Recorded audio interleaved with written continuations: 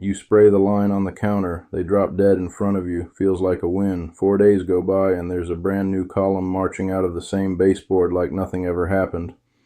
So you spray again and again, and the obvious answer is buy a stronger can, right? Wrong, that's the trap. Bigger can, same result because you're killing the wrong ants. The fix is about $3 sitting on your counter, a jar of sugar you already own, a box of 20 Mule Team borax off the laundry aisle, a cotton ball out of the bathroom cabinet. That's it. That's what actually ends it, not for 30 days for good. No spray, no contract, no fella in a polo shirt showing up the first Tuesday of every month with a clipboard and an invoice. And it won't hurt your kids, it won't hurt the dog asleep under the table, and it won't hurt the honeybees working your tomato flowers out back. That's not a small thing.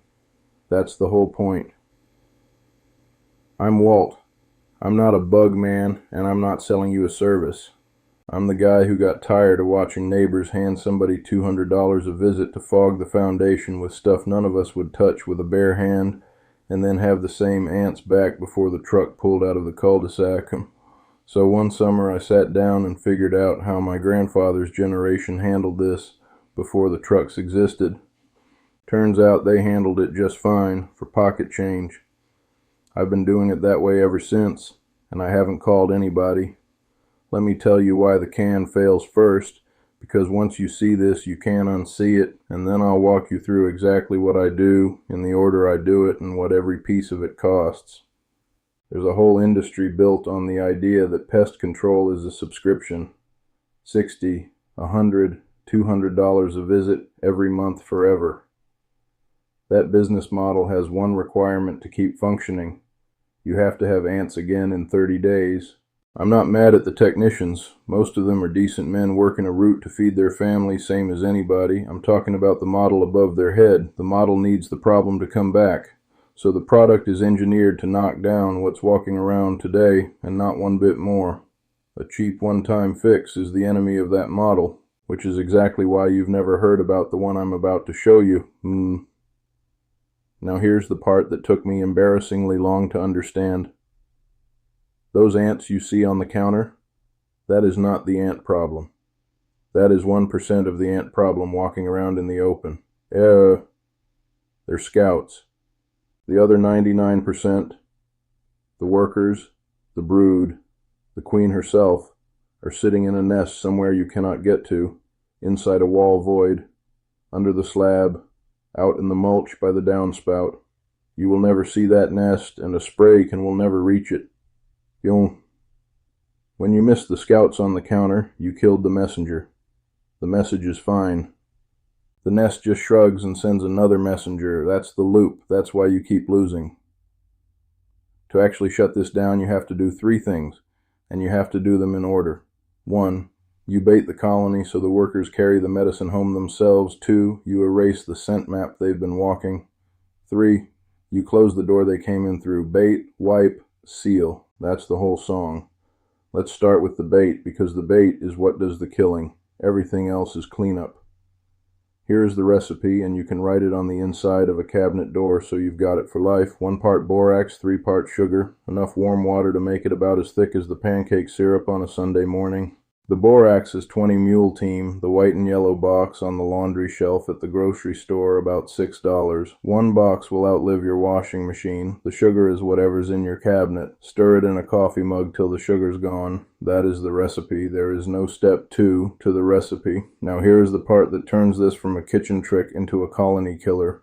A worker ant doesn't eat solid food the way you and I eat a sandwich. She drinks sweet liquid and carries it in a little holding stomach up front called a crop. When she gets home, she shares that liquid mouth to mouth with her sisters, with the babies in the brood, and yes, with the queen. So when she sips your sugar syrup off that cotton ball, she is not just dosing herself. She is taking a delivery on her own back, for free, straight into the heart of the nest you can't find. The sugar is the truck. The borax is the cargo. And the borax in the small, slow dose she's about to spread around in there quietly shuts the whole operation down from the inside. That's the difference. A spray kills the ant you can see. Bait lets the ant you can see carry the medicine home to the ones you can't. How you set it out matters too. Take a cotton ball, soak it good in the syrup, and lay it on a little square of tinfoil or an old jar lid right on the trail, right where she's walking, not 6 feet away in a corner that looks tidier, on the highway. And now I'm going to ask you to do the single hardest thing in this whole video. When you walk into the kitchen the next morning and see more ants on that cotton ball than you've ever seen in one place in your life, do not reach for the spray. I know. Every instinct in your body is going to say grab the Windex. My brother-in-law Dale, bless him, made it about 11 hours before he caved and hosed his down with bleach spray and then called me wondering why it wasn't working. Dale, buddy, that swarm is the wind. That is the loading dock. Let them load, let them haul. 3 days, sometimes 5, you'll watch the traffic build up, hit a peak that'll make your skin crawl a little and then just thin out, and then it's gone. Here's my honesty beat because I promised you one. This bait is not a knockdown. If you mix it tonight, you will still see ants tomorrow. You will still see ants the day after. Folks lose their nerve on day 2, decide Walt's an idiot, go nuke it, and then they're right back where they started wondering why ants are unbeatable. Ants are not unbeatable. Impatience is. 3 to 5 days. Let it cook. One more honest thing while we're here. There's more than one kind of ant walking your counter. The little brown ones, sugar ants, odorous house ants, the pavement ants you see on the porch, those love this sweet syrup and they're done for. Carpenter ants and the grease eaters sometimes want protein instead of sugar. For those, you take the same borax and stir it into a spoonful of peanut butter instead. Same idea. Greasy truck instead of a sweet truck. Same cargo in the back. Fire ants out in the yard are a whole different animal and a whole different video. Today we're talking about the ones in the house. Alright, the bait's working. The colony's dying quietly out there in the wall. Now we move to step 2, the vinegar. Here's something most folks don't realize. Ants don't wander, they don't freelance. They are walking an invisible chemical line a scout laid down hours ago, and every sister behind her is following that exact line like a thread. That's why they're always single file along the same edge of the same countertop. That's not coincidence, that's a map. Plain white vinegar from the grocery store, $2 a jug, breaks that map up. Pour it in a spray bottle. Half vinegar, half water if the smell bothers you. And wipe down every surface where you saw them walking. The counter edge, the baseboard, the windowsill above the sink, the threshold of the back door, the bottom of the cabinet under the toaster. You are erasing the breadcrumbs. Any scout that comes nosing around next week can't find her way to the kitchen, and more importantly, can't tell anybody else how to find it either.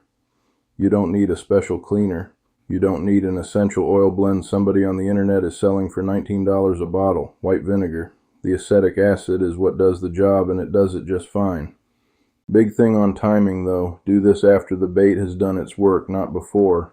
If you wipe down the trail on day 1, you just erased the highway the workers were using to carry your medicine home.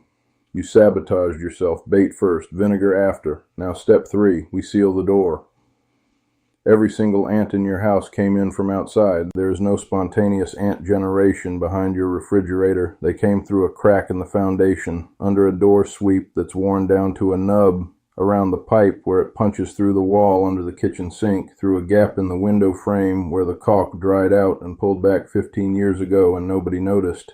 Pick a Saturday morning, grab a flashlight, get down on your hands and knees. Yes, your knees are going to complain, mine sure do, and just look. Follow the trail backward from where they showed up on the counter. 9 times out of 10, it leads you to one specific gap, sometimes 2. It's almost always smaller than you'd guess. A $5 tube of clear silicone caulk and a cheap caulk gun closes most of what you'll find. For a bigger gap around a pipe under the sink, stuff a little wad of steel wool in there first and then caulk right over the top of it. Door sweeps run about $10 at the hardware store, and they go on with a screwdriver in 10 minutes of your life. Am I going to stand here and tell you you can seal a house perfect against an ant? No.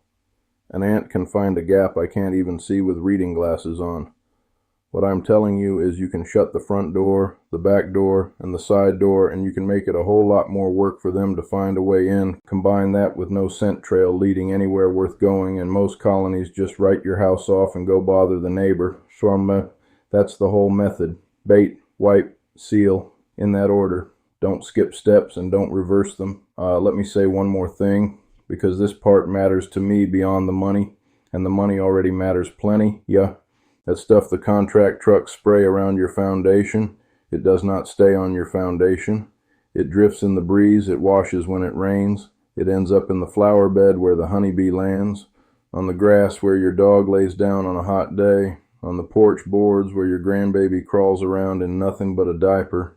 Pick up the label on what those trucks carry sometime and read where it says not to let it touch any of that. Then look at your yard. A cotton ball of borax syrup tucked behind the toaster does not drift, it does not wash, it sits there, the ants come to it, nothing else does, the dog ignores it, the kid can't reach it, the bee never sees it. That's not just cheaper, that's better, genuinely better, for the dog, for the bees, for the kid, and for you. So here is your weekend, plain as I can lay it out. Saturday morning, 1 part borax, 3 parts sugar, warm water, mix in a mug. Soak some cotton balls, set them on foil squares right on the trails. Walk away, $3 in. Sunday and Monday. You do nothing. You let the kitchen look worse before it looks better. You sit on your hands, hardest part of the whole job. Day 4 or 5, the traffic is gone. Now you take your white vinegar spray and you wipe down every surface they ever walked on. Another $2. The following Saturday, flashlight and caulk gun. Find the gap, close the gap. $5 for the caulk, $10 for a door sweep. If yours is shot, add it up. About $20 one time and you are done with this problem for the season. Compare that to $75 a month, every year for as long as you own the house. That math doesn't take a calculator. I keep the whole system, every pest in the house and out in the yard, every recipe with the real ratios, a shopping list, and the order you do them in DOS written down in something I call the Chemical-Free Pest Bible. Link's right under this video if you want it. It's the same thing I'd hand my own brother if he called me about ants tonight. Now do me a favor before you click off.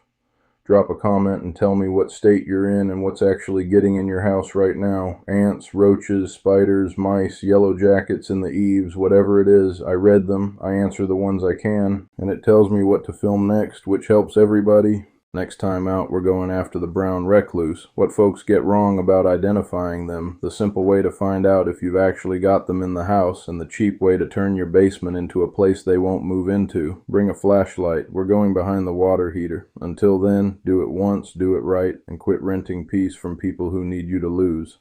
I'm Walt. Go take care of your kitchen.